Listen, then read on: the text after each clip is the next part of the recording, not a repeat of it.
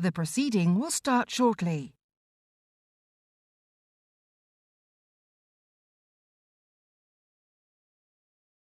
The proceeding will start shortly.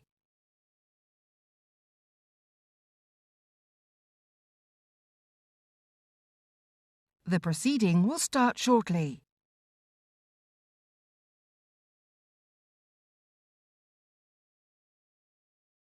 The proceeding will start shortly.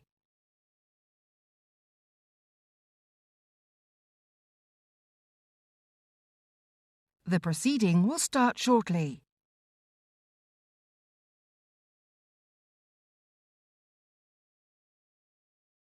The proceeding will start shortly.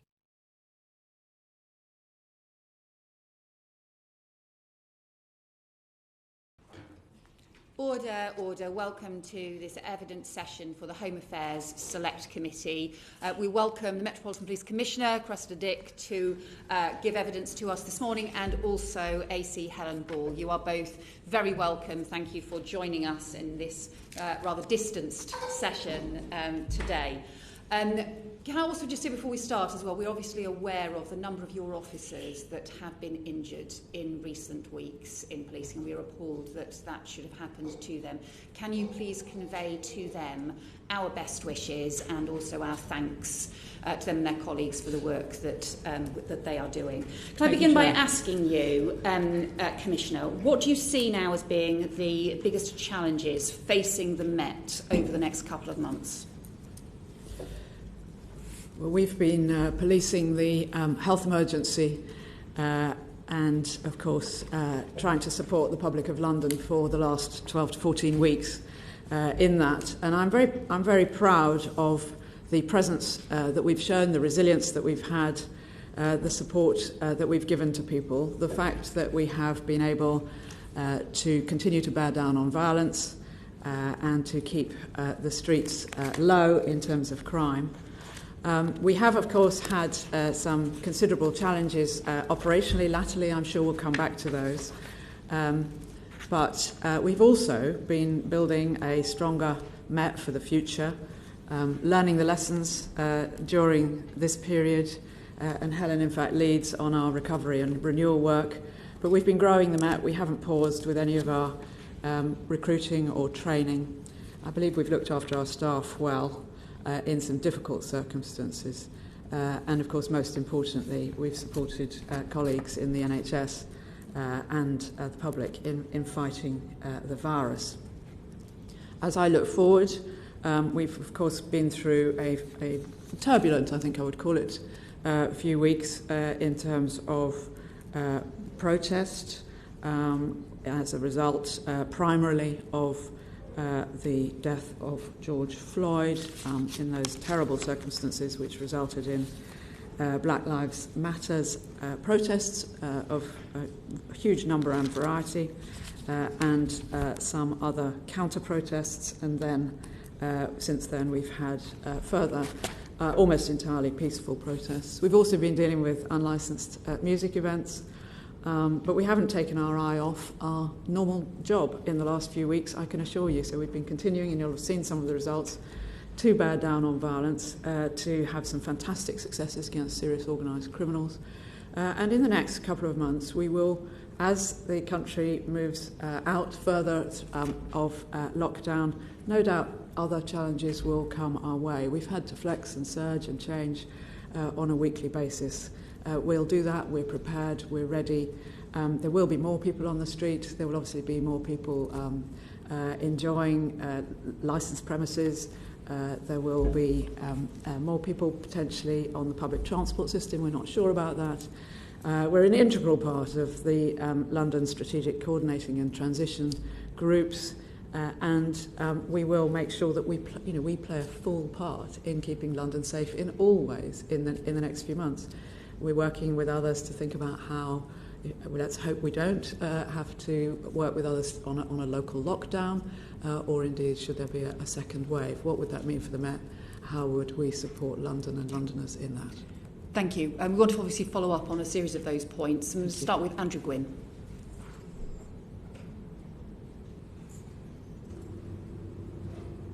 Thank you, Chair. I was just struggling to unmute myself then. I want to raise some issues, if I may, Dame Cressida, following the issues of policing around COVID-19 and the lockdown. As you say, we've seen scenes during recent protests, but also a number of police officers have been attacked and injured in unlicensed music events and raves that you mentioned, places like Brixton, Notting Hill, Newham, Kilburn, Clapham and Tooting Bec Commons. Why do you believe that's happening, and what can be done to prevent it? Well, I think there's been a combination of things. Clearly, everybody has had to live through the period of lockdown, and it's affected some people very much more than others, obviously. But I would say people do seem quite frustrated in many respects, quite angry in some respects, and keen to get out onto the streets. Some people have been very keen to express their views in protest, and some people have been very keen to enjoy music events, given that there are no festivals, there's no music going on. And other people, of course, have been out shopping and going about what you might think of as slight, normal but not normal daily business, working and whatnot. But we have seen a level of tension, there's no doubt about that. People have been getting frustrated about, for example, the way COVID has affected their community. People have looked at some videos that they've seen of police interactions with the public and got angry about that. I'd have to say, when I look at the protests, which I think my officers policed absolutely excellently, there were a small number of people at the large protests, each of them, both the Black Lives Matter, 100, 200, maybe 500 people, and indeed when we had the weekend of when the so-called far right were protesting on that side of the equation, if I can put it that way, also a number of people who were intent on being incredibly aggressive and being very violent, and in a way that is completely unacceptable, of course. And at the unlicensed music events, again, some people, these events we know in London historically do attract, sadly, it's not just a sort of party in the street, it's a huge, great sound system. It's something the local area hate. They call us, they want us to get rid of it straight away. We're mostly very good at stopping them before they start. But if they get any traction, they tend to attract some people who are either drunk or under the influence of drugs, or actually anyway just intent on being extremely antisocial and on occasion violent. So I would describe it as a whole series of different things. Attacks on police officers, as the Chair and you have said, completely unacceptable, and I've got far too many officers who have suffered injuries in the last few weeks. Thank you. Obviously it's very concerning, and our thoughts are with those officers, but it's also been suggested by people like Tim Newburn, the Professor of Criminology and Social Policy at the London School of Economics. I think he wrote in The Guardian on the 26th of June that the current conditions as a result of COVID-19 may be more conducive to more widespread disorder. Is that your view, and how is the Met preparing for it? I think it is worth going back to the beginning of the crisis and the sort of complete lockdown. And people were saying to me, how will this turn out? What will relationships between the police and the public be? And I said, well, we must maintain as good as possible relationships throughout. However, we don't actually know how enforcing the regulations will work. We don't know how people will respond, how compliant they'll be, and we don't know whether there won't come a time where people actually just want to be out on the streets expressing a view, where, if you like, this long-held sense and indeed, right to express in an assembly or a gathering normally will come slap bang up against the restrictions, and that, I think, is what we saw. And we've seen other, large gatherings, which we've talked about, where people have ended up being very disorderly. I think in the coming weeks, I'm not a sociologist. I don't know how people are going to respond, and I don't know what's going to happen, of course, either with the health emergency. What I do know is I have a fantastically resilient service, which we've shown throughout. I have very well prepared and trained people. I have people who are utterly determined to stay focused on their mission, and we will be quick to deal with any potential disorder. We will be fast onto that, and we will be engaging to try to explain to people how they can behave, ought to behave, how if something goes wrong, why that has happened, and just trying to keep things calm. And my appeal to everybody really will be in the coming months, we should all be trying to keep things calm and bring people together and not divide people. Thank you.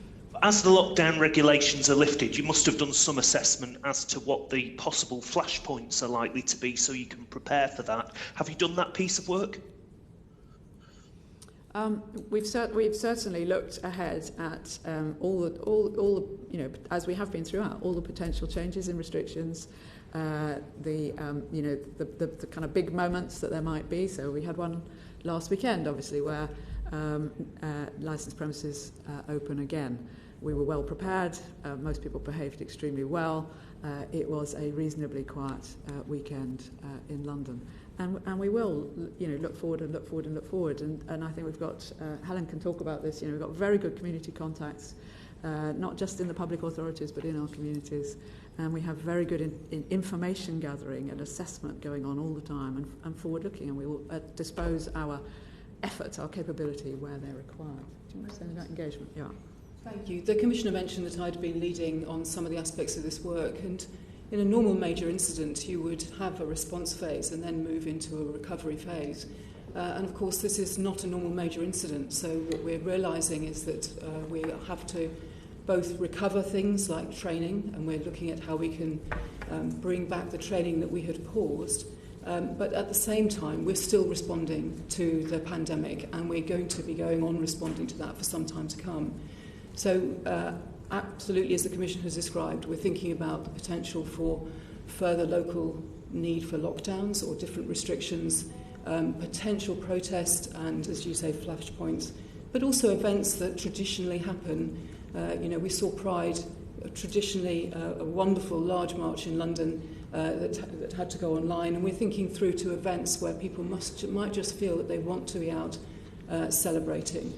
And we're talking to our communities and our local groups and people who are particularly affected by those events or protests all the time to make sure that they are telling us how they want those things to be policed, that they're giving us their concerns and telling us the things that they think might be a problem. And then as we reach them, we're communicating and indeed involving them in the policing plan to make sure it is as acceptable as possible to our communities. Thank you. Tim Lawton. Thank you, Chair. Thank you, Chair. Commissioner, can I echo the words of the Chair in sending our good wishes to the injured officers? Your colleagues have had a particularly challenging time in recent weeks, and I think we all appreciate that.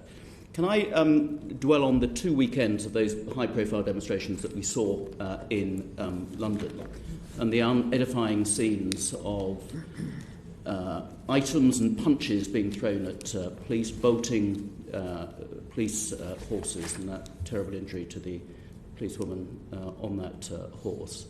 And the also alarming scene of officers retreating down Parliament Square in front of a mob. In retrospect, do you think you handled the policing of those demonstrations in both respects, be it the Black Lives Matter one and then the far right and assaulted others and football supporters who turned up the following weekend? Do you think you handled them well, or what lessons have you learned? I do think we handled them well. I think we handled them as well as anybody could. I have a very, very experienced cadre of public order commanders. We had our best people out on the days, and our capability and capacity, our training, our experience here in London is second to none in the world across my teams. I think it was very hard to know how those protests would eventuate. If you think of as it were, a normal protest. We have an organiser, we're able to engage, we know how to help them to keep themselves and the people who are turning out safe. They think about a route. We talk to them about how that might work and so forth. With these, we had absolutely, with the BLM protests, the big ones, we had absolutely nobody who would talk to us before. And although on the day the officers are, of course, asked to engage as much as possible and talk to people and try, you'll see the officers in the blue bibs going around trying to find somebody who might be some sort of an organiser to explain what the challenges might be. Actually, you had quite it's not quite the right word, but we had quite sort of aimless crowds in a way to start with, who, people coming out with very strong feelings and saying, Central London, start here, and then wanting to go in all sorts of different directions, but peaceful in the main. On both the 2 days of the first weekend, so that's before the far right and sort of counter-protests came out, we had peaceful, if you like, protests, pretty sort of rude to people, but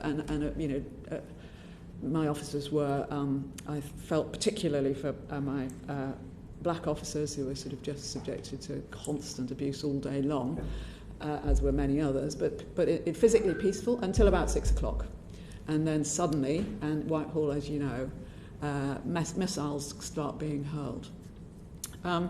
If I had known before the Sunday, for example, that missiles were going to be hurled at 6 o'clock, of course I would have had all my officers kitted up at that point. But having all your full kit on is of itself, especially if you've got the helmet on, quite firstly it's extremely hot, it's quite hard work to do it for any length of time, but more to the point, it's quite an aggressive act, if you like. Now, this is a crowd, we just didn't know how they would be responding to the police.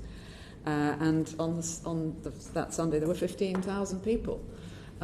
So I think, the officers in charge did exactly the right thing, and they, as soon as they saw missiles being thrown, they had their people being kitted. What you call, I think you called running away, retreating, actually was officers who'd gone in, on the first occasion, it was officers who'd gone into the crowd to arrest somebody who was being beaten up, who was beating up somebody else, and then they came under attack, so they moved away very fast. We replaced them with kitted officers. That is not an uncommon thing. So, of course, if I knew then how people would behave, I would have done it differently. Can I move it on? Because there was some, I think, unfair criticism. We had a session a few weeks ago, you've probably seen the transcripts, of 4 witnesses who were exceedingly critical of police behaviour as regards the BMA community generally, and particularly of the way those demonstrations were policed. So to quote Katrina French from Stopwatch, she said, "I did not see the police adopting as heavy-handed approach to the far-right demonstration weekends as they did to the Black Lives Matter. In a sense," I quote her, "the police stood by and did nothing. When the far-right are out, they are allowed to get away with what they want." How do you refute that? I think it's an outrageous comment, absolutely without evidence. I was there, not in the thick of the crowds, but on duty all the time, all 3 days we're talking about. And I have cameras that I am looking at on and off a lot of the day.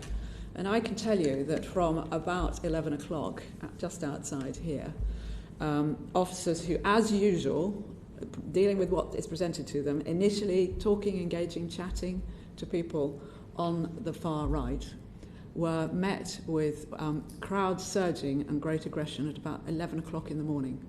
And at that point, you will have seen very firm policing.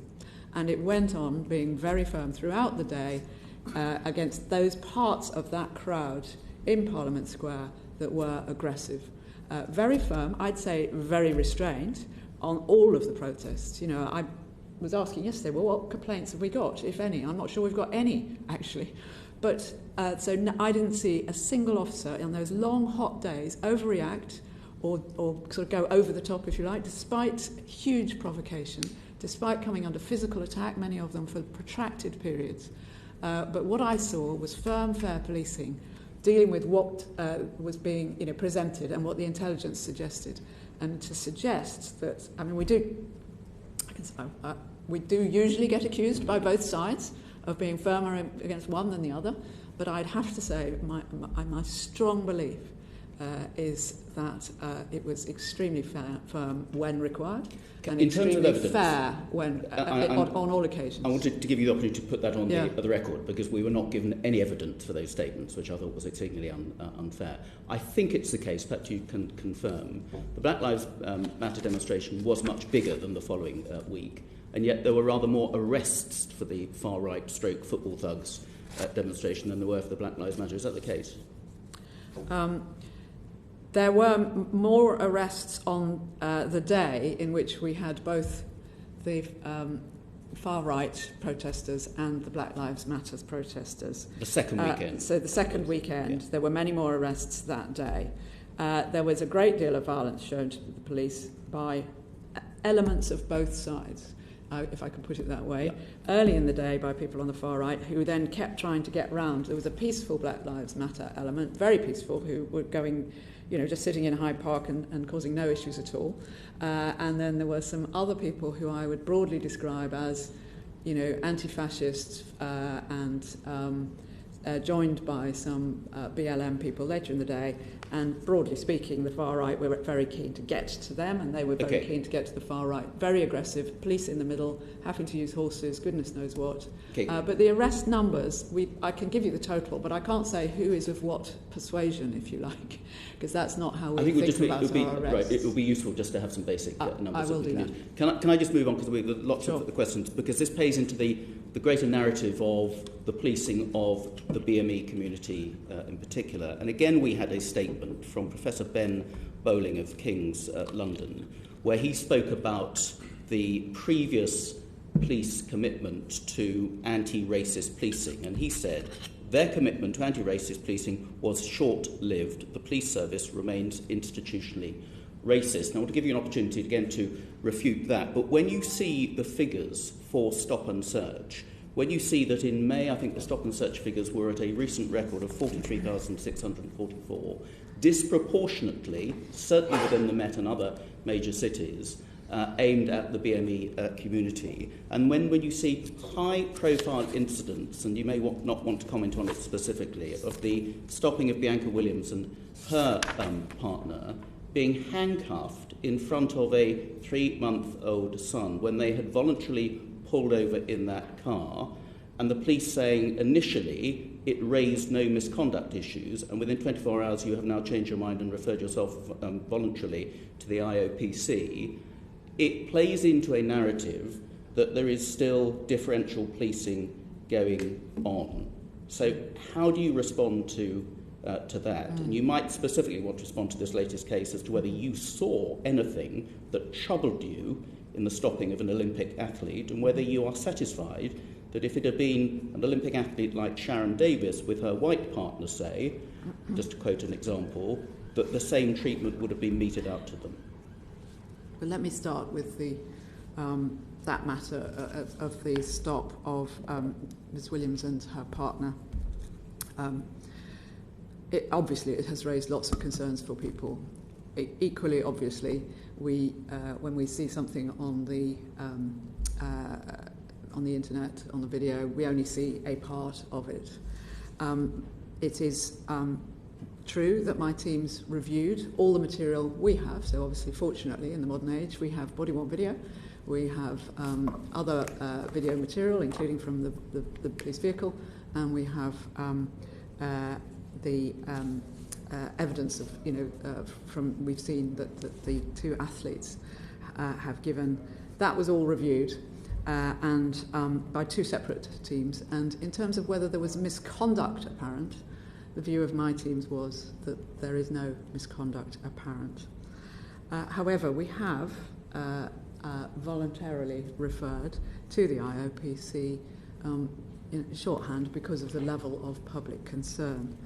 And yesterday, two of my officers spoke on our behalf to Ms. Williams, and I think all of us, watching, could empathise with somebody who is stopped in a vehicle, who has a young child in the back, who does not probably know what exactly is going on, and is subsequently found, together with her partner, not to be carrying any illicit goods. But the College weapons. of Policing guidance is that there is not routine handcuffing of people stopped for stop and search, and yet in this case, and in many, many other cases, there is routine handcuffing. What was the justification for the routine handcuffing of a young couple with a baby in the back of their car? So the IOPC will obviously look at everything that's gone on, and they will form a view. I don't want, and I don't believe I do, run a police service in which handcuffing is routine. It must always be justified, and the justification has to be, in the law and written down. I actually, having seen a number of issues raised over the last several weeks, have said to one of my senior officers, can you please review our handcuffing practices to make sure that it hasn't become in any way a default in certain situations, because it shouldn't do. I've also got a new use of force oversight group, which involves members of the community, and they'll be looking and do look at these specific instances as well as data. Every time we see a video that is of concern to members of the public, we review them, we see if there are any lessons learned, and I don't rule out in this case. And as I said, my senior officer has I didn't say this, but she said, I'm sorry to Ms. Williams for the distress it has clearly caused her, and I say that too. So if there are lessons to be learned from it, we will learn them, and I am looking at handcuffing as a specific issue. But back to the, how far has the Met come? I think we've come an enormous way. I say to other people, if you want to call us institutionally racist, that is a matter for you. It's not a label I find helpful, as I think I've told this committee before. I don't think we're collectively failing in all the ways described in Sir William's definition. So I don't think it's collective failure. I don't think it's a massive systemic problem. I don't think it's institutionalised. And more to the point, I think we have come such a very, very, very long way. I talked to you about this a year ago. I'm not going to go on about it now, in a variety of different ways. And I've been involved in anti-racist policing since 1983. Actually, I implemented the recommendations of the Stephen Lawrence Inquiry report. This is very close to my heart. And one of the things I do all the time is look at, is there any stereotyping? Is there any prejudice? What are the outcomes? And yes, we do have disproportionate, apparent when you compare it with the census population outcomes. But we are policing a city in which the number one priority is for our public, however you survey them, is violence and gangs. And we have horrible disproportionality affecting our black communities in all kinds of ways. In terms of health and employment and all sorts of other things. But if I just go to violent crime, in London last year, 72% of our homicide victims under 25 were black. Nationally, you probably know the figures. You're 4 times more likely to be a victim of homicide if you're black, 8 times more likely to be a perpetrator. The overlap from my key metric, which is knife injury under 25, which we've been reducing for the last 2 years and into this year, enormous disproportionality is the way it affects our young black men as victims. That is horrible, and I'm sorry to say, as perpetrators. Knife robbery, gangs, county lines, the line holders, hugely disproportionate. This is I set out to reduce violent crime on the streets as it's affecting specifically our young people. And I set out to try to improve, when I became Commissioner, to try to improve community confidence and to reduce the gap in confidence between those who have least and those who have most. And we've made some progress in the last 3 years, a lot on violent crime and some on the latter. But in the last 4 weeks, clearly, people have had the whole consciousness raised about a whole huge variety of issues in relation to our black communities, and I am listening to that. I'm listening to my own staff, I'm listening to the public, and I am prepared to see this as a time where we take another big step forward in the way that we did, I believe, 20 years ago. And so just in terms of that listening and your the continued reviews and so on that you're talking about, when you described reviewing that video footage of Bianca Williams and Ricardo dos Santos and their baby being arrested, and you said the test was that there was no misconduct by police officers. Do you think that is the right test to be applying when you are looking at those videos? Did you have any other concerns or alarms, even if you concluded it didn't cross the misconduct line? Let me get Helen to answer that, because it's her people who do this routinely whenever the video is posted up which appears to show something that is concerning to the public. And just to start with the referral to the Independent Office for Police Conduct, we did review this particular video and believe that we did not see misconduct by the officers. There are also grounds, if you wish, to refer to the IOPC on the basis that a complaint has been made. And in this case, there was a tagging of the Met yesterday in some of Ms. Williams' tweets that we conclude are equivalent to a complaint being made. And if you have that kind of community concern or concern from the person involved, you should treat it as a complaint. But I'm interested in your concerns. I'm interested in whether you watched this and thought, you know what, that is not how we want our officers to be responding when they're dealing with two people who have a baby in the back of the car, the nature of the way in which that stop was carried out, that the search was carried out. I'm just interested in whether, not about the grounds for referring to the IOPC, but whether you as senior officers had concerns about that incident when you viewed it. Well, in respect of that particular incident, we've reviewed what happened before the stop and the reasons why the vehicle was stopped.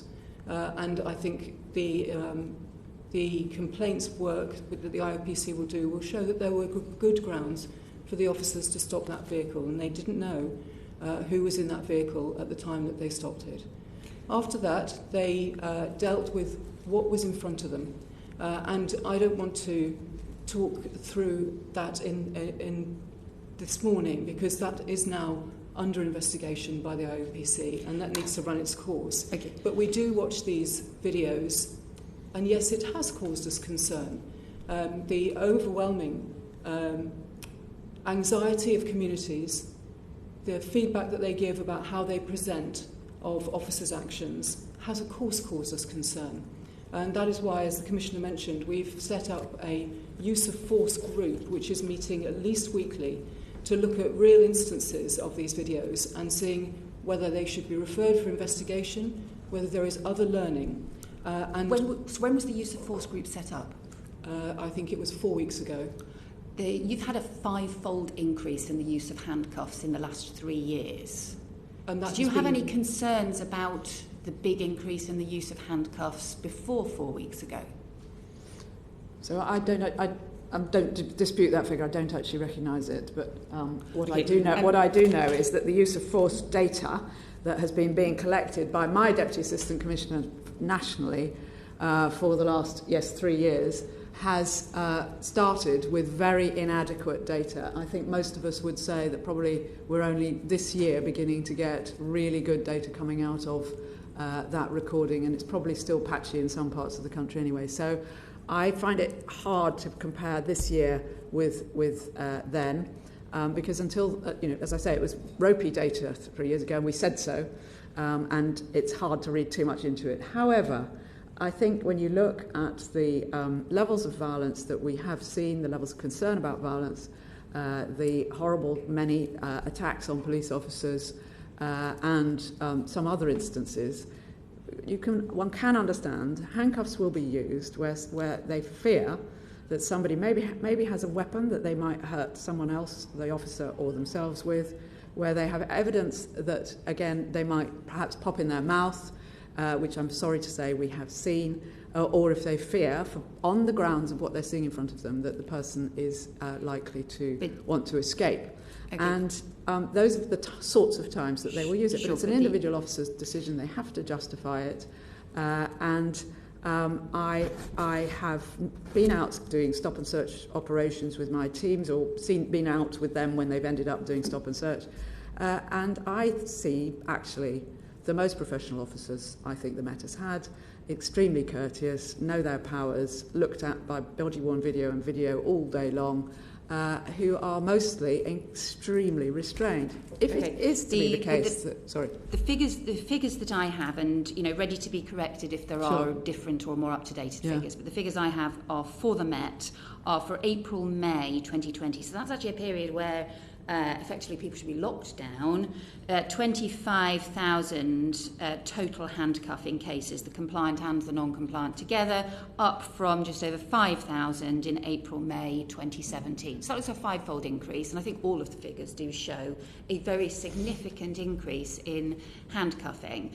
And given the particularly handcuffing in cases where nothing is found, where there's no further action, no positive outcome, as the police would say, the humiliating impact of the use of handcuff, I'm surprised that you didn't have kind of alarm bells ringing that you needed to at least review the use of handcuffs before 4 weeks ago. So, as I say, I don't think we can compare this year's data well with 3 years ago. However, I do absolutely accept that there is a considerable amount of handcuffing going on the streets, some of which is associated with stop and search, and some of which will result in somebody, because we have a positive outcome rate of about just over 20%, whether you're white, black or whatever, but a number of people, therefore, let's say either 3/4 or 4/5, will in fact be sent on their way. And to have been handcuffed, I'm agreeing with you here, Chair, to have been handcuffed during that process, depending on the circumstances. Some people may have found, the kinds of adjectives that you've used. That is why I am now doing a review. And just to confirm as well, so it's around 35% of those handcuffed are black Londoners who are handcuffed. So clearly, therefore, inappropriate use of handcuffing is going to have a bigger impact on the black community in London. Are you looking particularly at the impact on the black community in London as part of that review?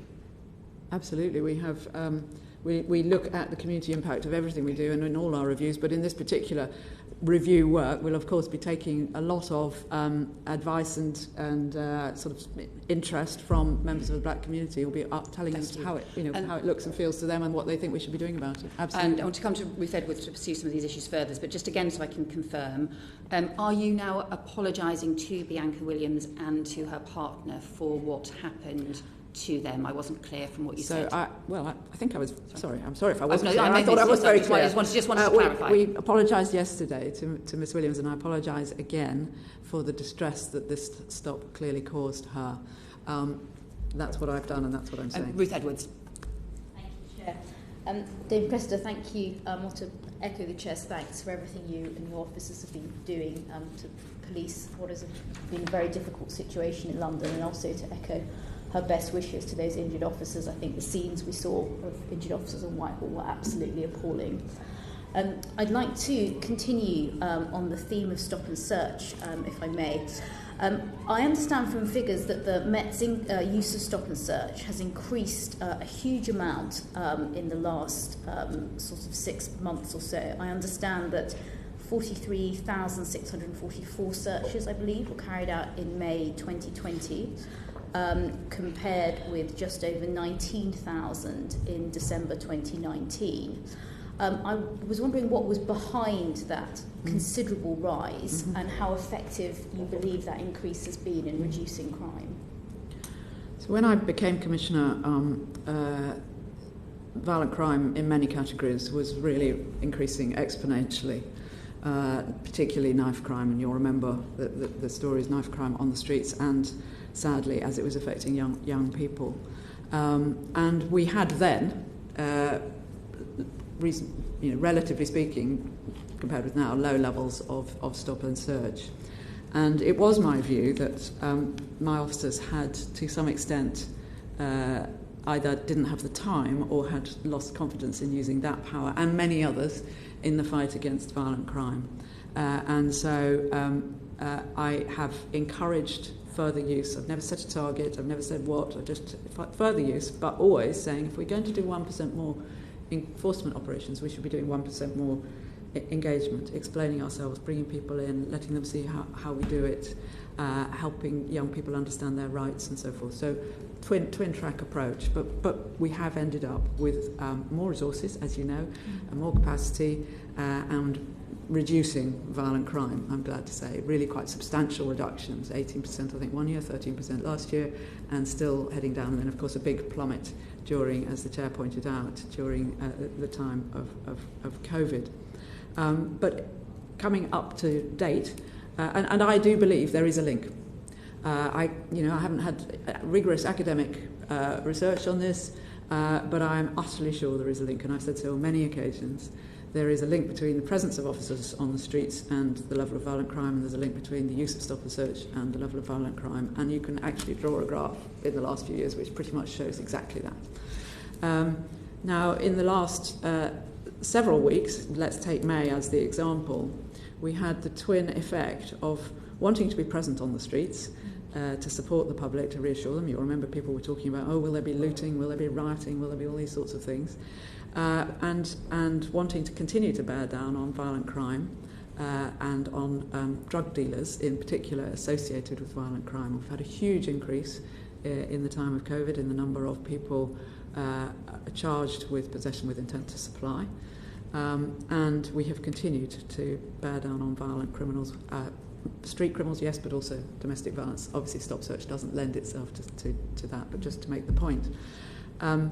And we've had less crime to deal with, and so the officers have had more patrolling time, in essence. And we've also had some areas of Met policing which haven't needed people there so much. So, for example, the parliamentary estate, when you weren't here, had less police. The airports have had less police. So we've been able to move people from one type of job onto the streets, and when they have come across people where they feel they have grounds, they have been doing stop and search.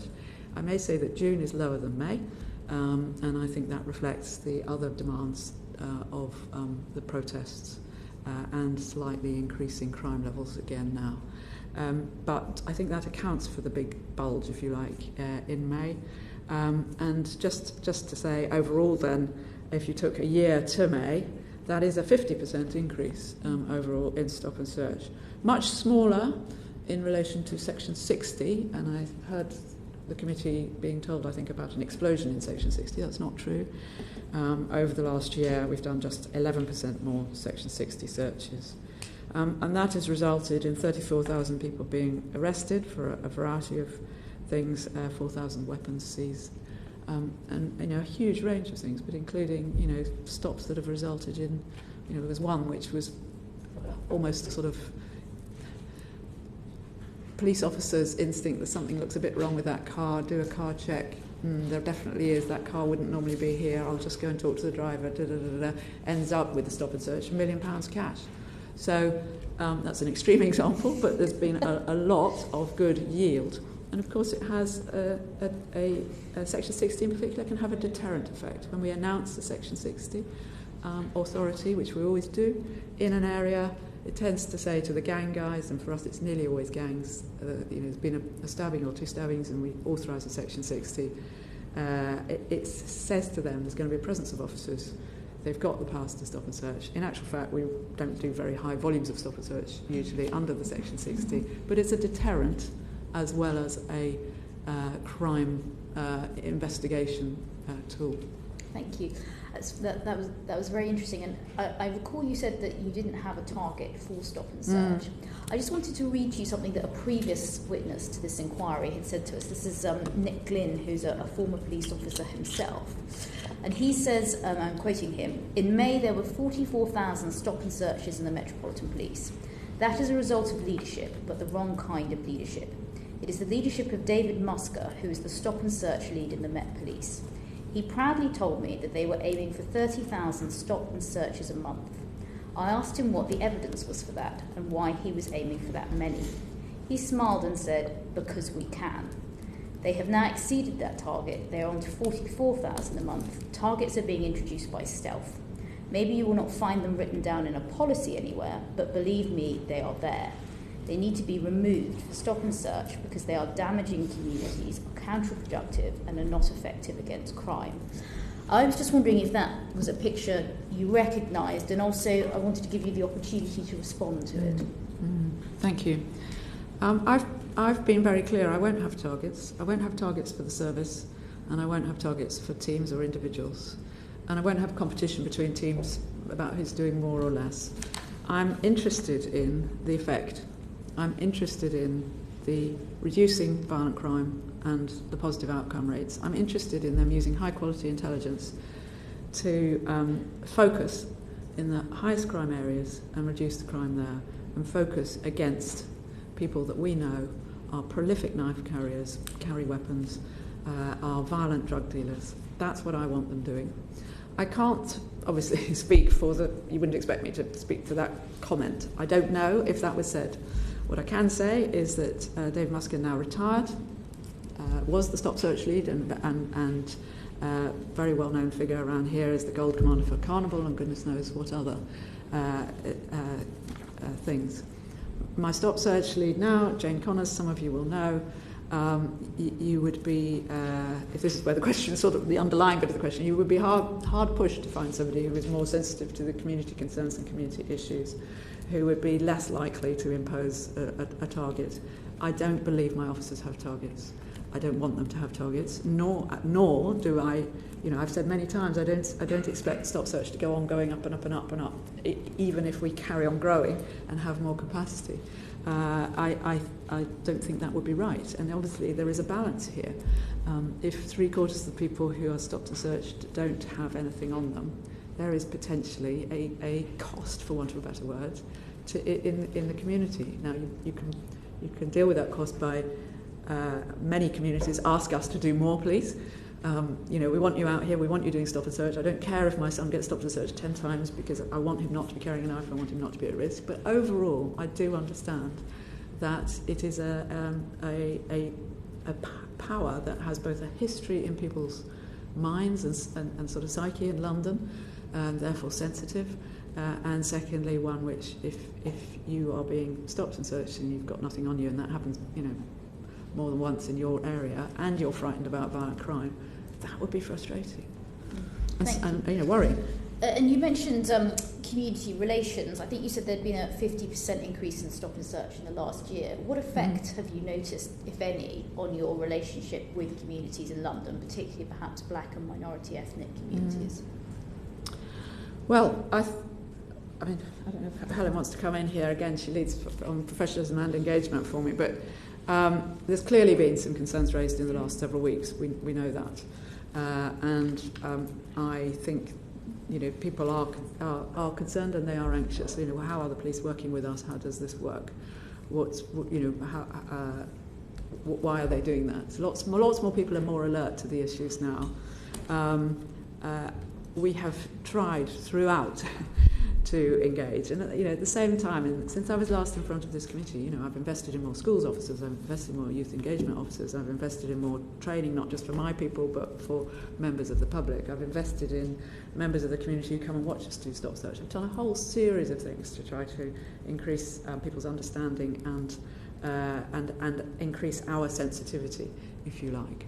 And I do keep an eye on the figures like a hawk to see that, for example, which I can tell you they are, our stop search operations are focused in the highest violence areas of the highest violence wards in the highest violence boroughs, and are getting a reasonable kind of yield. But of course, people have expressed concerns over the last, many months and years, actually, on and off about stop and search, and I am alert to that. And I, as I said, I'm absolutely up for this moment in time to be a moment where we take a giant leap forward, both in the way we work across the Met as a place that everybody can thrive, we might come to the internal environment, but also in the way we work most effectively for and with our communities, particularly our black communities, how we can involve them more in our work. We've got more black volunteers than we've ever had. We've got more black officers and staff than we've ever had. We've got more black specials and PCSOs.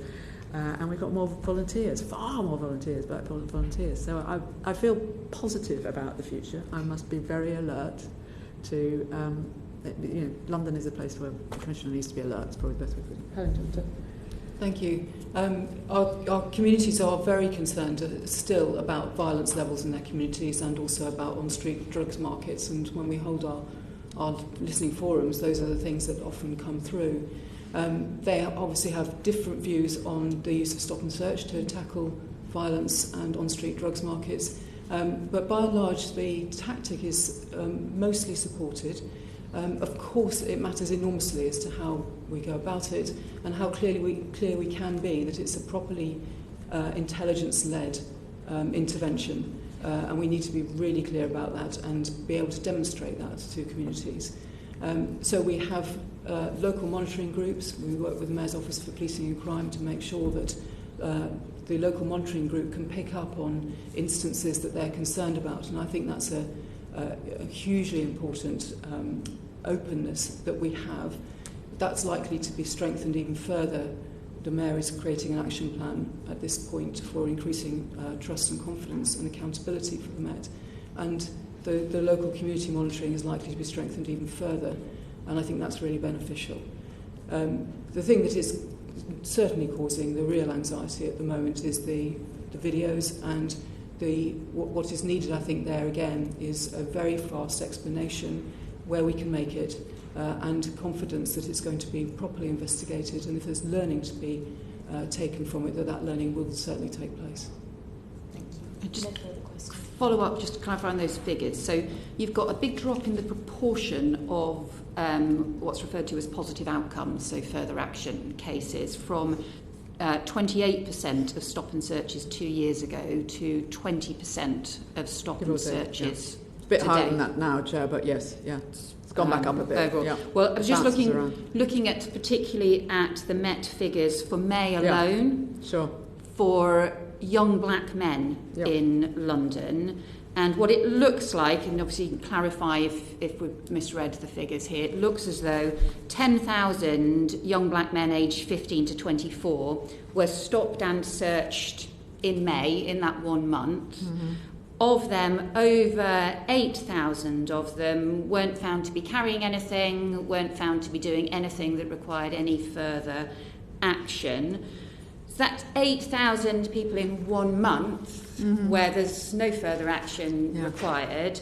And the young black population of London, the figures I have, is only between 70 and 80,000 people. So that would suggest that in 1 month alone, more than 1 in 10 of young black men in London were stopped and searched and found to be carrying nothing and found not to be doing anything that required further action. That's just in 1 month, also at a time when actually most people would have been at home during lockdown.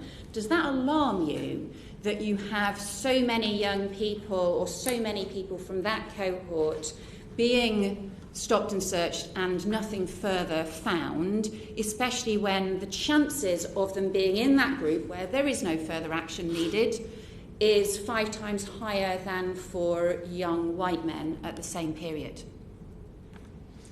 I am not alarmed. I've said before, I am alert, and I remain alert. First of all, the positive outcome rate is the same, whatever ethnic group you come from. The disproportionality in London has actually dropped a bit, has got, if you like, better, less bad in the last year or so, and is very much lower than many other forces, as you know. So I think you are in London 3.8 times more likely to be stopped and searched if you're black, whereas in many places it would be 7 or 9 times more likely. But your likelihood of being stopped and searched where there is nothing found, where there is no further action taken, that's the group I'm talking about. I'm not talking about the cases where obviously you found something, somebody's carrying a knife, or there is some further action to be taken. I'm talking about the sheer number of people being stopped and searched where there is nothing found, at a time when you had a very big increase in stop and searches in May, when most people were at home. You had this big increase in stops and searches, and also a drop in the proportion of positive outcomes. So you were stopping more people, but actually you therefore, as a result, had a lot more people being searched without anything being found. A lot of people who may well be feeling, actually, why were they being stopped and searched? Why were they going through a potentially humiliating experience with handcuffs and so on? And my question is, does that worry you that you've had such a big increase in the number of people stopped without finding anything and the community impact that that is likely to have? I'm alert to that. I'm concerned. Of course, I am concerned about that, and I'm talking to people about that. To be clear, it came down from 28% to around about 20%, sort of slowly during the last many months. It's now heading slightly back up. I want the positive outcome rate to be high and higher, if you like. That's what I'm talking to the teams about all the time. But also to say, as Helen said, the important thing is, and I've observed this on the streets, most of the time the officers are extremely professional. They deal with it extremely well. They're on their body-worn video. They explain themselves. They keep, usually young people, chatting and laughing and joking a lot of the time, if that's appropriate, and sending people on their way, knowing why they've been stopped and searched, and in the main, I think, understanding that and feeling, feeling as good as they could. Now, people will be in different circumstances. Some of the people you are talking about, upon whom nothing has been found, are very violent, repeat offenders who happen not to have it there then. Some of them have stashed it, they've given it to the other boy or whatever. Now, that's a proportion of those people. Because what I can tell you is that we are focused in the right areas, and we are focusing hugely on people that we know to be involved in violent crime. But some of them will also be, some of them will be teachers, absolutely, and ambulance workers, and Olympic athletes. I know. And they are saying very loudly that they feel that they are being repeatedly stopped and searched, that they are being unfairly targeted and also treated in a way that they find either humiliating or inappropriate or discourteous. You've talked previously about the importance of courtesy in these interactions. That is not what we're hearing a lot of people describing, and having talked to some different London MPs and councillors over the last few days, that is not what they are feeding back as well, particularly in the last few months when we have seen those stop and search numbers increasing.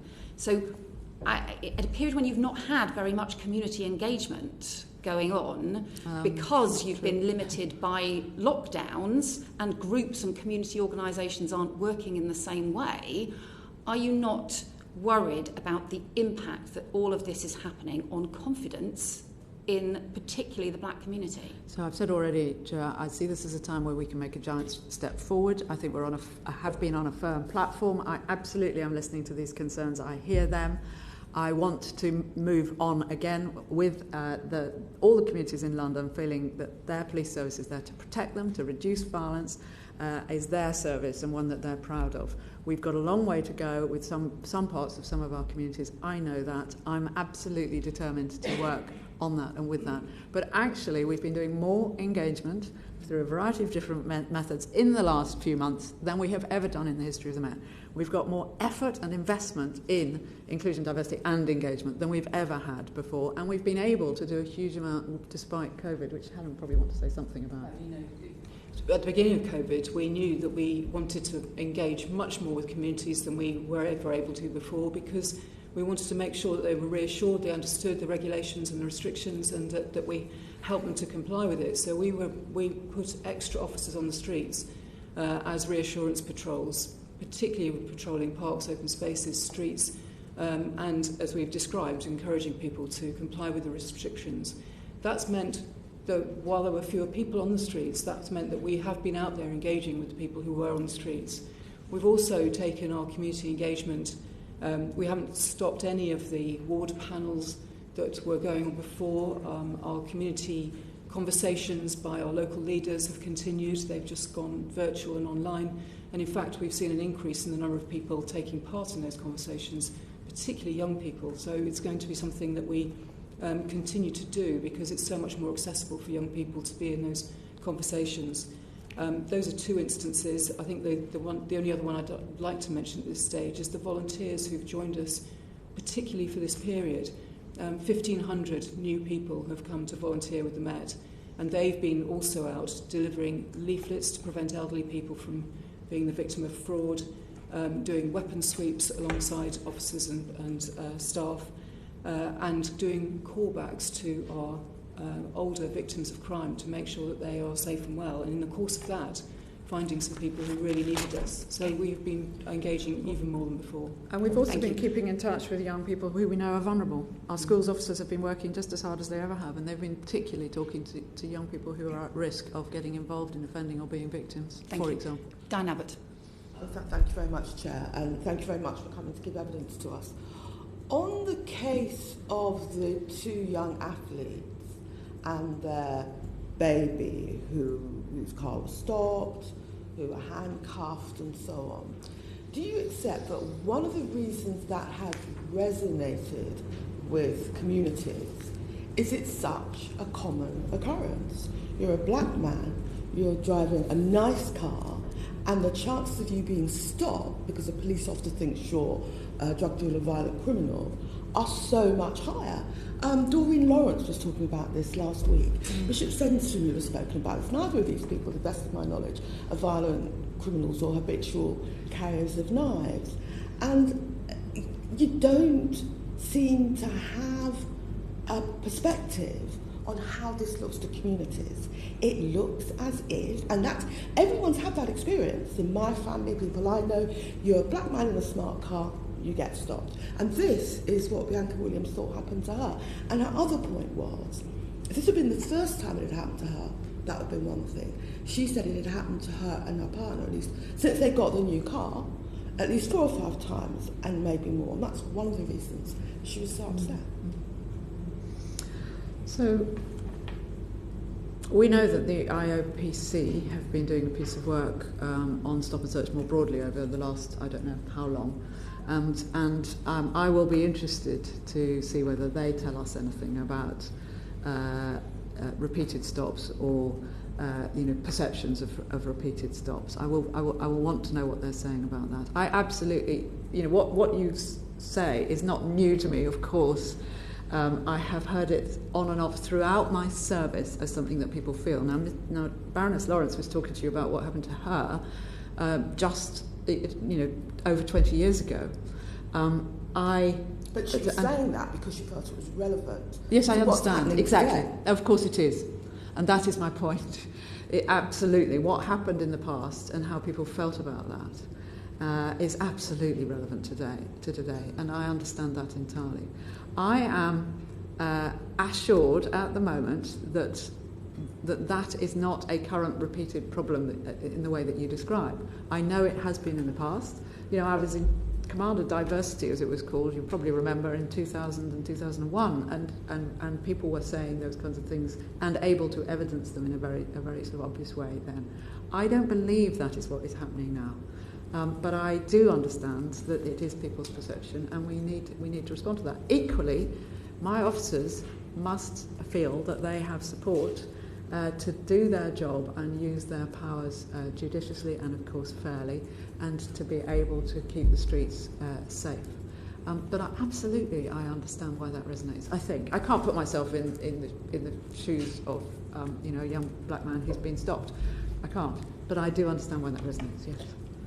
I'm not even talking about young people, although young people shouldn't be stopped and searched. I'm talking about eminently respectable, middle-aged black man driving their car and finding themselves stopped disproportionately just because of certain assumptions being made about them. And that's one of the reasons this resonated, because so many people thought, this has happened to me, this could happen to me. You've been very firm in this evidence session and elsewhere about you don't think the Met is any longer institutionally racist. That was obviously one of the findings of Macpherson, which is what we're looking at. A number of people have queried that.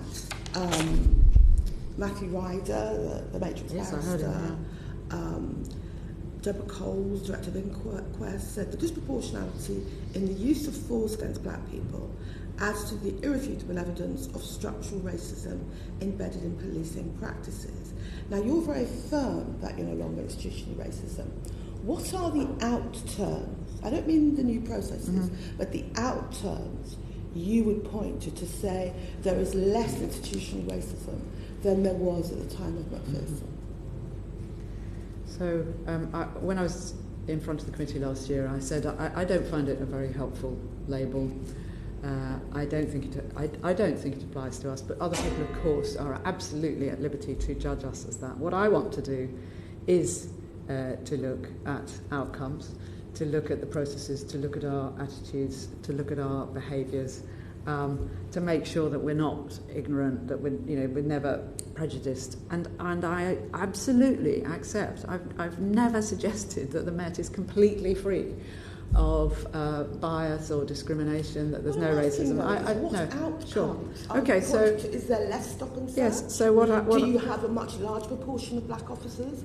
Tell me. Yes. Okay. So in terms of that's what I do. I look at all the disproportionate outcomes, if you like, and are they going in the right direction or the wrong direction? That's what I do. So since I was last here, we have had yet more black officers join us. We now have more than 50% in the country. Of the country's black and minority ethnic officers are in the Met. We have over 8,000 people in the Met and 5,000 officers who are black and minority ethnic.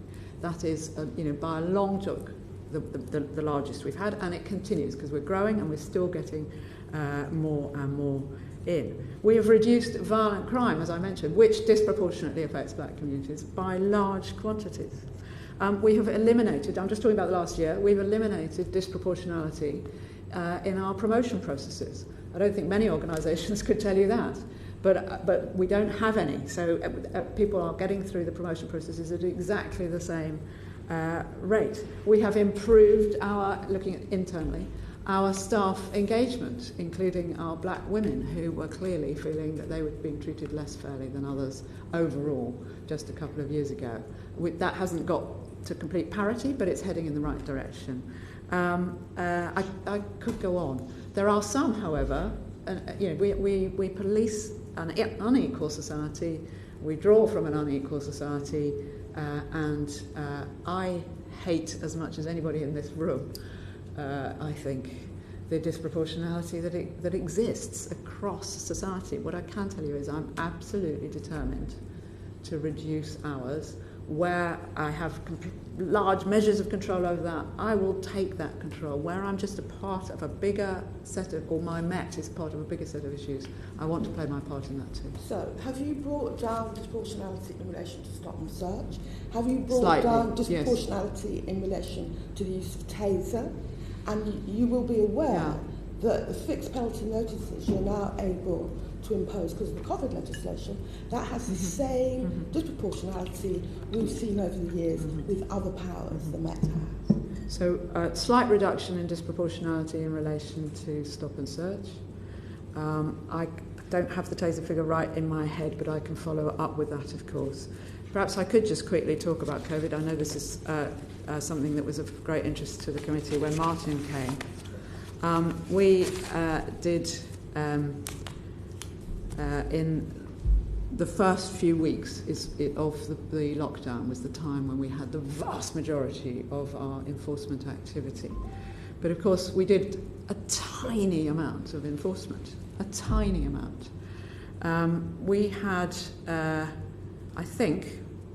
appreciate Martin's been rerunning his figures, but I think we had the fourth lowest per head of population enforcement through FPNs or arrests of any force in the country. We, as you heard from Helen, put officers and me, officers out everywhere, trying to show, reassurance to people.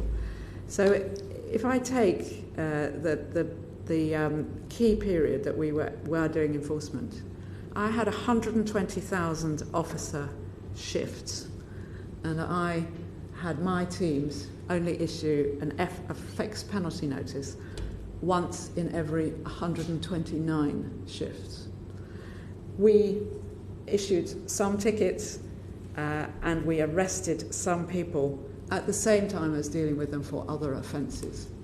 And of course, once the Crown Prosecution Service made it clear that they wouldn't be proceeding with further action if somebody was arrested for, let's say, drug dealing and the COVID offence, they wouldn't be proceeding with the COVID offence.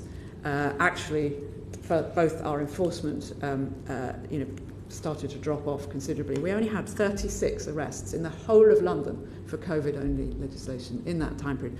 So it was a very small amount of our activity resulted in enforcement. And the vast majority of it was engage, encourage, explain, again and again, to people of all communities. And there is disproportionality, absolutely, but it is in such a tiny number. And as I say, the vast proportion of those were people who were being arrested for another offence when they were enforced. So I know it has caused concern. We need to My keep own moving. view, compared with some other issues, is that it is actually a lower order issue. Thank you. Stuart MacDonald. Thank you both for your evidence this morning. Commissioner, would it be fair to say then that your evidence in relation to stop and search is that this huge disproportionality exists because of inequalities that are outside your control, and you don't think that policing has anything to do with that, or are there concerns about the policing aspects of that? I think we always have to, of course there are policing concerns, because the community are concerned, and therefore I need to be concerned. But what I think are it's they? very... And what are you doing about them? Sorry? But what are they, and what are you going to do about them? Because so far your evidence is focused on the reasons why this disproportionality exists outside your control, but what is it that's within your control that you can do and that you're going to do? So in relation to stop and search, I am, as I said, trying to ensure that the positive outcome rate goes up. I won't flinch from continuing to try to reduce violent crime as it affects our young people, particularly our young black people. So we will be continuing to police in areas of high violence, and I want my officers to feel enabled to use the power. But I will, of course, be seeking for not only the outcome rate to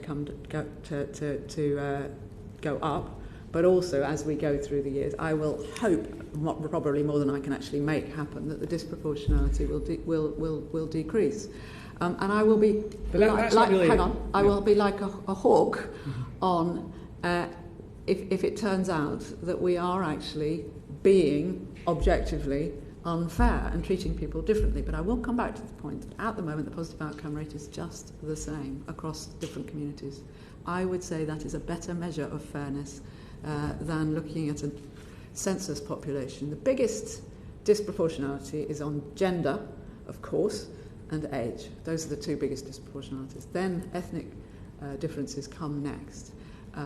So I can't do much about some of this, and I believe. However, I don't want the level of community concern to rise or even continue at the rate it is at the moment.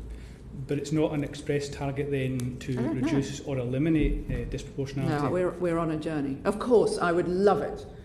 I would absolutely love to be able to wave a magic wand and get to the place where there's no disproportionality.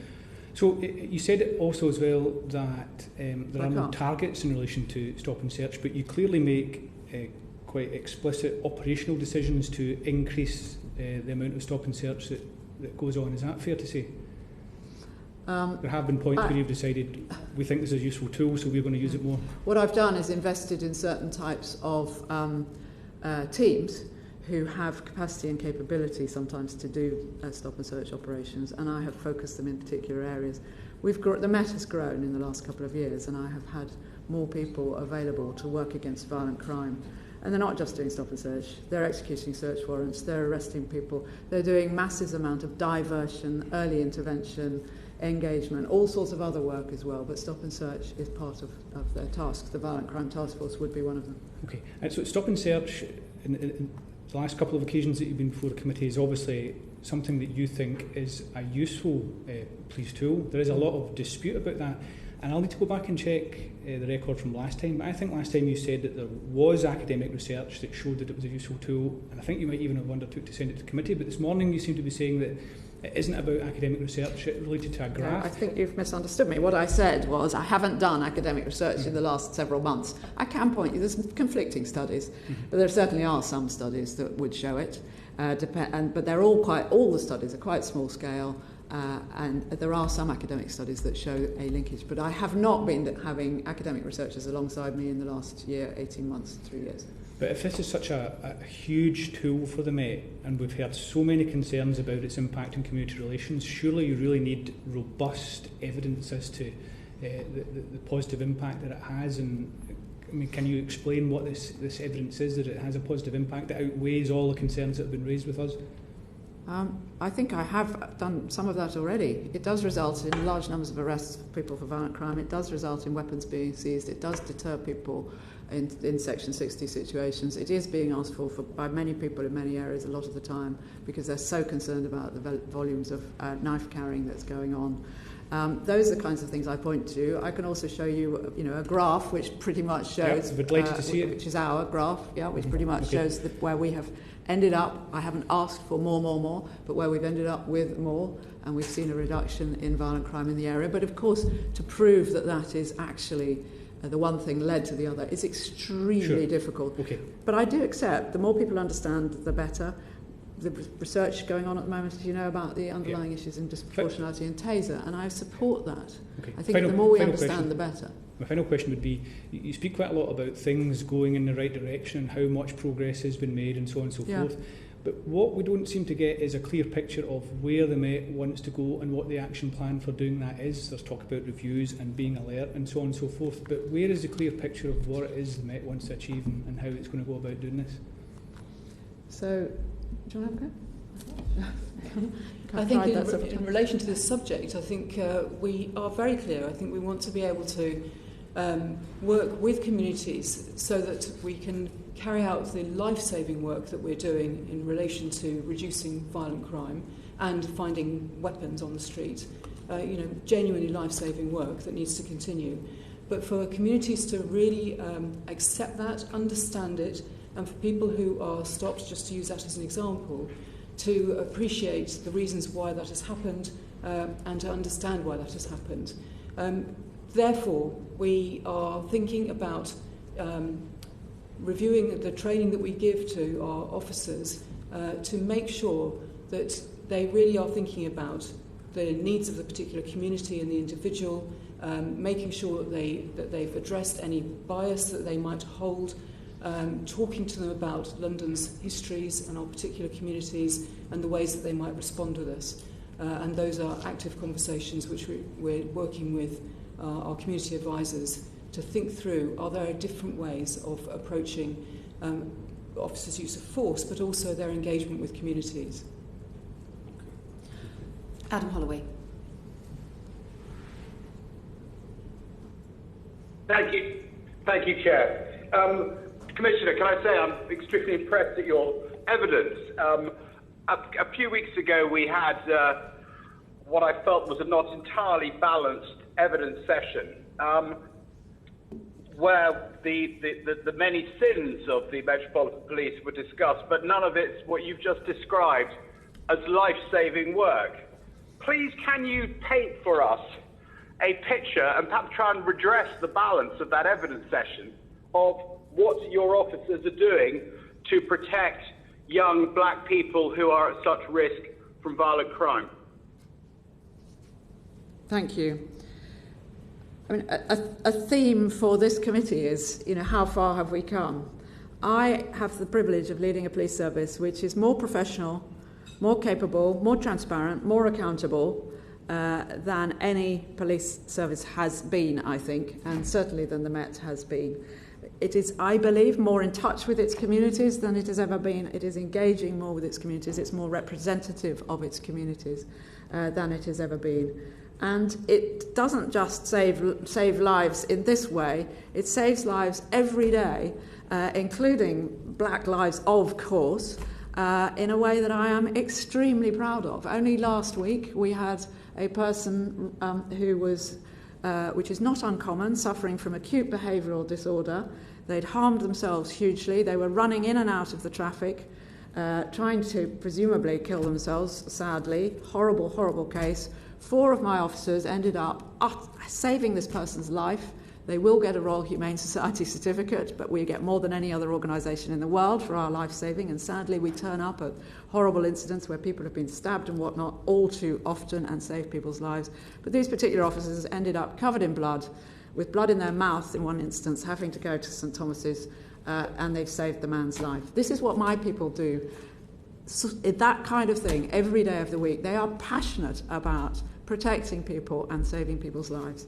So they start off in schools, in youth groups, in other places, trying to help young people stay away from violent crime, giving them tips about staying safe online, staying safe from gangs, working with youngsters who need safeguarding, working with youngsters who have got themselves involved in low-level offending and trying to divert them away. We have fantastic results with our own diversion schemes. And then they are out and about on the streets, spotting people and talking to people. If you look at the work we've done recently on the county lines, sadly London exports county lines far more than any other city. We've arrested and charged, I think, in the last few months, 87 of the line holders. And during that, we've got superb evidence. We start with just a phone number. Within 3 weeks, we've got people locked up and normally pleading guilty, and dismantling the line totally, and along the way, safeguarding the children who have got tangled up in the dealing or being enslaved and sent up country. That's the kind of work we do. We have seized, these are serious organised criminals, of course, but you will have seen the extraordinary results the officers got last week. These are people who control the drug dealing networks, in effect, by supplying the drugs, supplying the firearms, taking enormous amounts of cash. 170 people arrested, £13.1 million seized. Mostly, I may say, actually of white ethnic origin. Old-fashioned organised criminals, incredibly dangerous, exploiting young people and black people on the streets of London. My officers put their lives at risk often. I could go on. So, Commissioner, absolutely you could. So, on that, how does it make you feel, as someone who's been a police officer for some time now, and the most senior police officer in the country, in the context of basically spending your career trying to deal with crime and save lives? How does it make you feel when committees like this use expressions like institutionally racist? Because I've been an MP in Kent for 15 years, and I absolutely refuse to accept that Kent police are institutionally racist.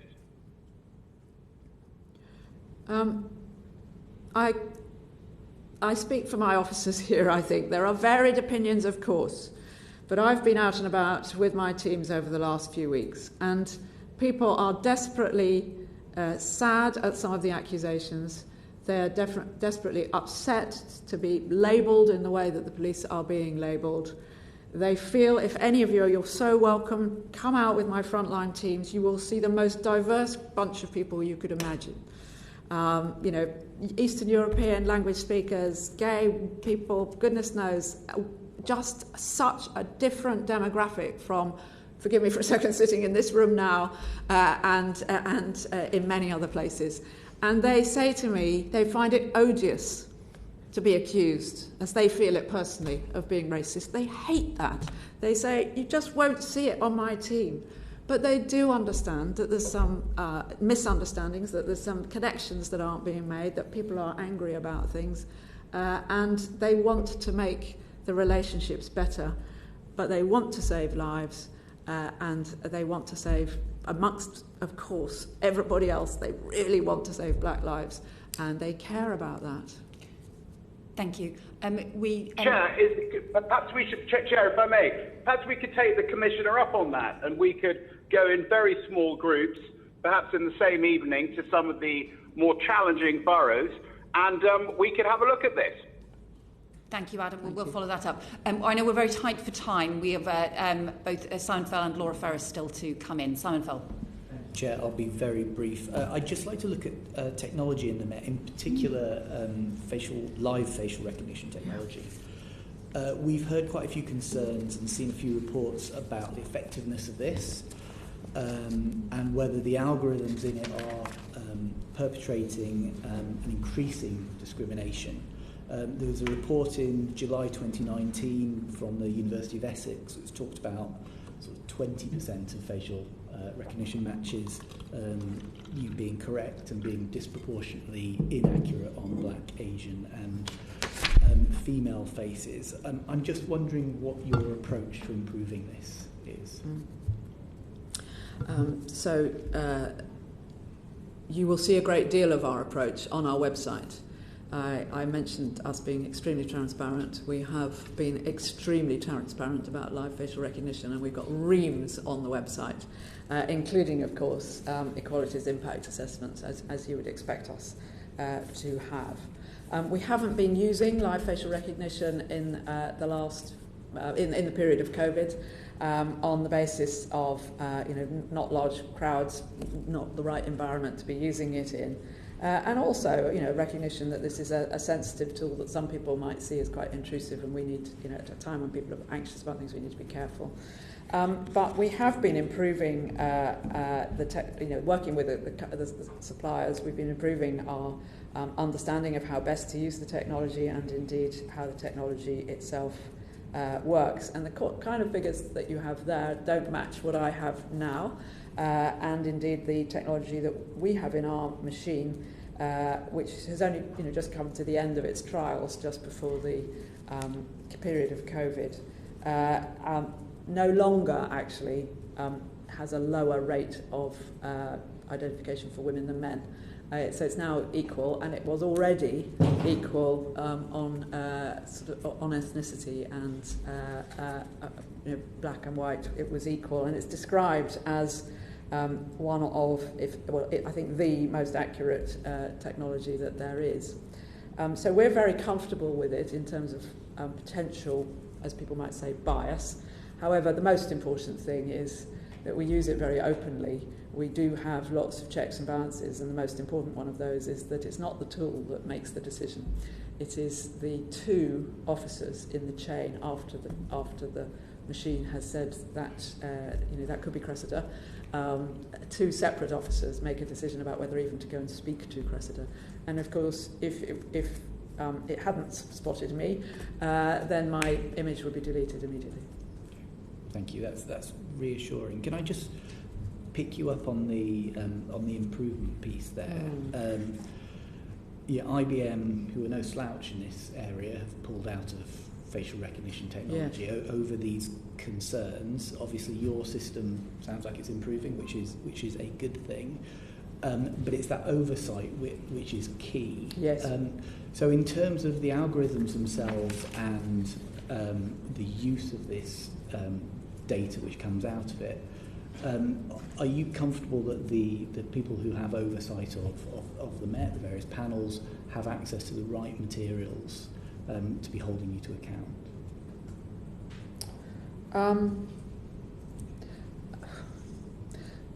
Broadly, yes. I mean, I've spoken a lot about the use of technology and indeed including this technology in policing.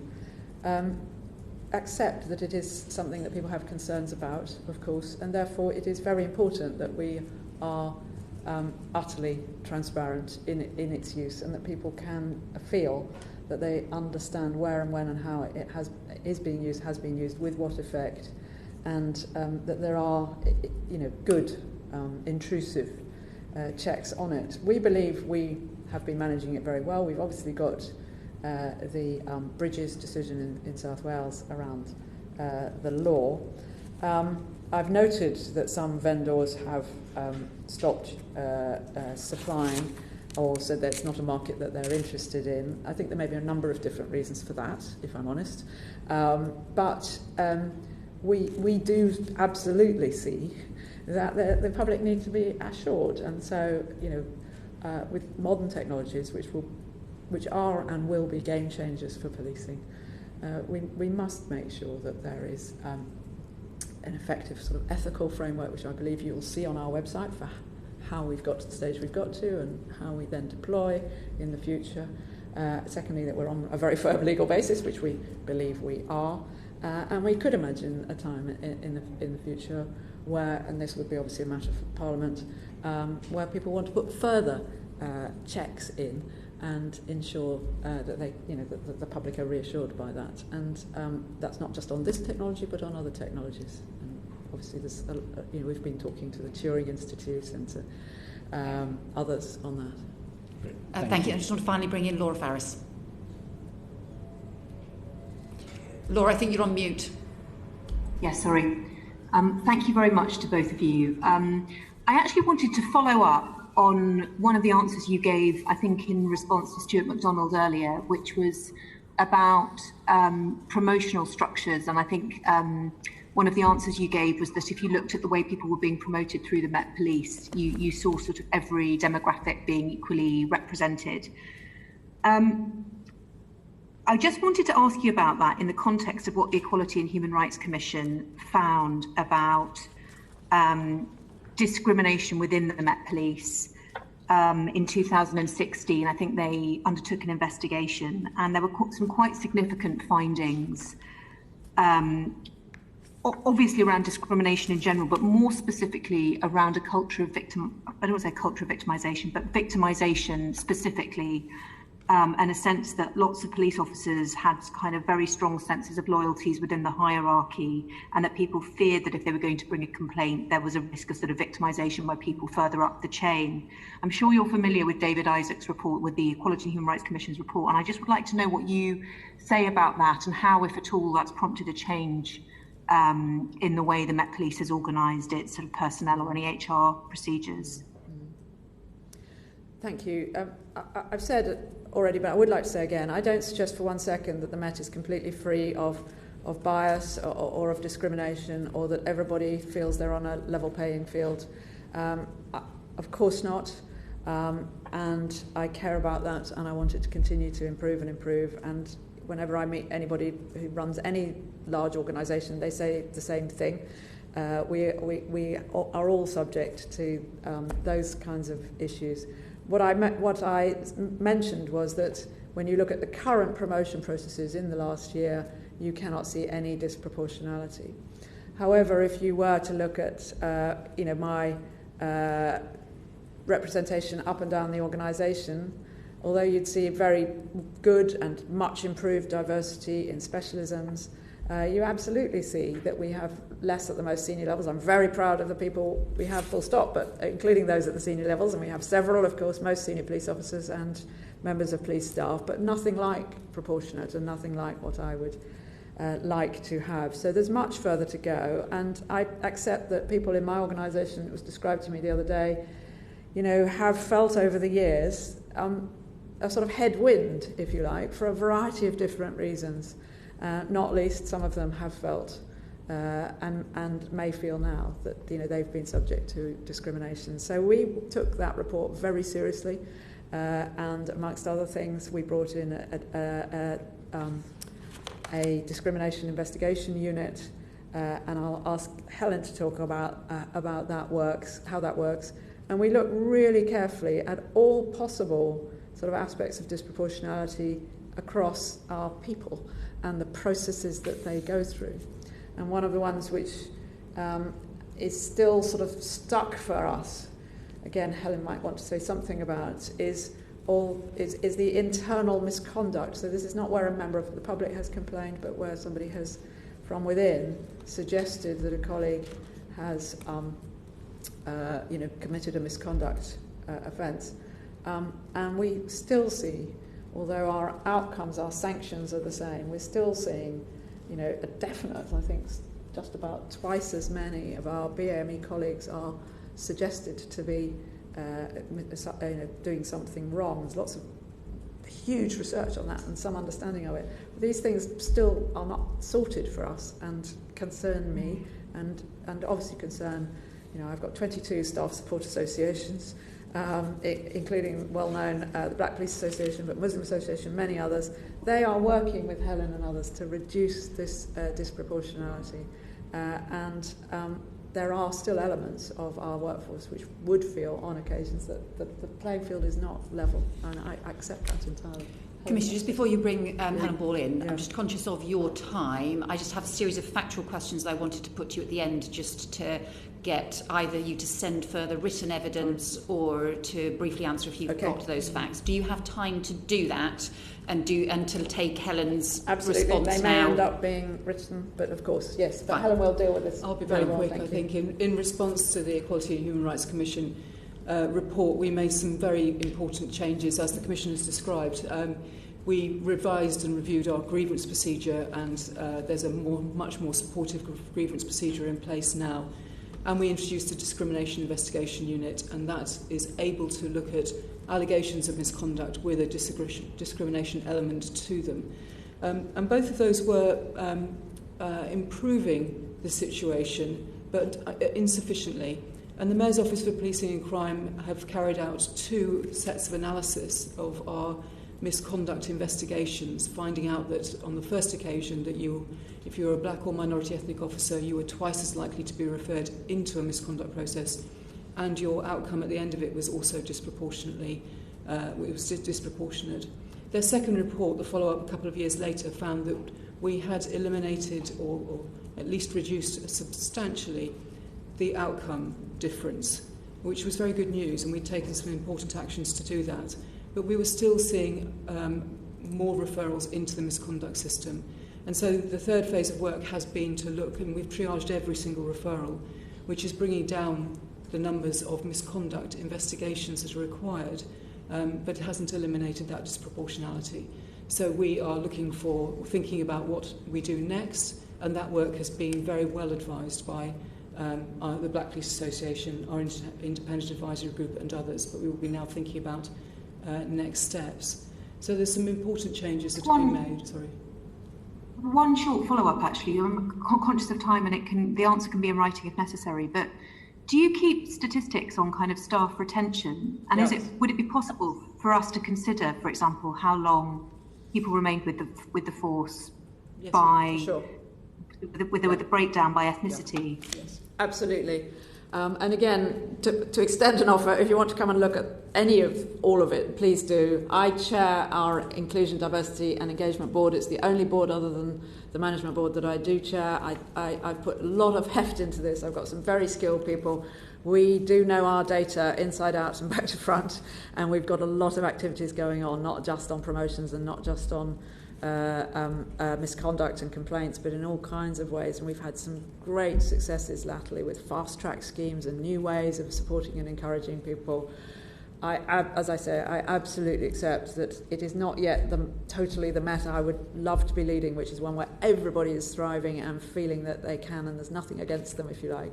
But we've come a very long way, including in the last 3 years, and we can show you the data, whatever data you want, really. And just on that data issue to follow up, I referred earlier to some analysis we'd done based on the Met figures on the numbers of people by ethnicity and age being stopped and searched where there was nothing found or no further action taken. Could you provide us with your assessment of those figures and send those figures to us by age and ethnicity, and also as a proportion of the population of London, that cohort's population of London? And I'm particularly interested in those who've been stopped and searched where there wasn't further action needed or taken. Secondly, do you have figures on car stops, on vehicle stops? By ethnicity? Yeah. No. Isn't that a bit of a problem? Well, you'll remember the so-called stop and account recommended in the Stephen Lawrence Inquiry Report, introduced the legislation in 2005. 2011, the legislation was reversed. We were the last force to come away from stop and account 2 years ago, and the reason we did was, firstly, it seemed to be a very time-consuming and bureaucratic exercise for many people, especially the person on the receiving end, not the officer. Secondly, the conversation was often getting in the way of a proper conversation between the person and the officer. And thirdly, nobody was doing anything at all with the data outside us, and we were keeping some eye on it, but it wasn't important data. I don't regard it as a problem now and I don't intend to go back to implement it again. Okay. Given the concerns that Diane Abbott raised earlier about the car vehicle stops and people's experience, the reported experience, if there's anything further that you can write to us on, that would be helpful. Another quick, just factual question. The violence suppression units that you've introduced, yes. What proportion of them are new recruits? Do you have figures and proportion that are new recruits going straight out onto the streets to do that? So Helen will talk about how we do that, just very briefly. Again, just literally just a factual thing, because you can write further with this evidence. I'm just wondering if you know the proportion that are new recruits. It will vary, because our new recruits are being attached to them for a short period as part of their development rather than being permanently attached. And do you know what proportion are BME officers? So of our new recruits? No, of your violence suppression units. No, but we can find that. It'd be very helpful if you could send us that. Yeah. The reason I ask is because it's been put to me that some of the violence suppression units that are doing some of the stop and searches over the last couple of months have been, in some areas, 2/3 new recruits and therefore less experience in doing the stop and searches, and in some areas as well that they had no black officers as part of them. And that was raised with me as a question about whether that was having an impact on the quality of the stop and searches and the impact and concerns. And then could you also send us any further information on the points that were raised about when you review video footage, whether you are simply looking for misconduct or whether you are looking for other things, and how you're responding to video footage? Again, so I think Helen has already further. I'm actually asking you to send us further written information about the way in which. Said that we do look for other things, and we learn. Just some further details would be helpful in the way in which you're reviewing those. And then finally, on the content of the training for new officers. Sure. And whether that includes anti-racism training that looks at structural inequalities or simply some of the diversity and inclusion issues. It would be, again, very helpful to have further detail on the training, and whether those new recruits, for example, in the violence suppression units, have already undergone that training, or whether that's just something that they're likely to be coming to later on. So could I just say very briefly on that? We're very excited about the way we deliver training now. I honestly think it will be very much better and more in tune with the communities. Helen mentioned the London curriculum, as we call it, much more than diversity and inclusion. Yes, anti-racist training, certainly, and much better coaching for the individuals and much more supervision and support for them when they're first going out on the streets. And as you know, we're getting more black and minority ethnic officers coming through all the time, so the proportion of the newer officers that are is higher. It's high. And we want to make it higher again, and we're considering whether we should bring back the London residency as part of that. We'll see. But I think that, together with our direct entry detectives, our police now people, our PQF, as they call it, the apprenticeship scheme. We've got 5,000 cadets, 50% of whom are BAME, many of whom want to become police officers. All of this, I think, is very exciting in terms of how we bring people into the organisation with better understanding of communities and better education, if you like, about the issues that you've focused on a lot today. Thank you. It will be very helpful to just have some of that further detail in writing about the content of that training, and also the timing of it in terms of when people are going out on the streets as well. Thank you very much, Commissioner, and thank you very much, AC Helen Wall. We appreciate your time today. Order.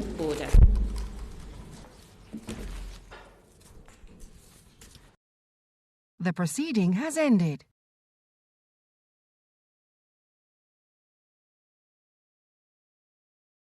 The proceeding has ended.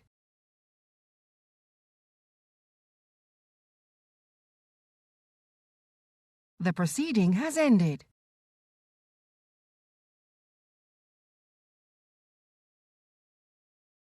The proceeding has ended.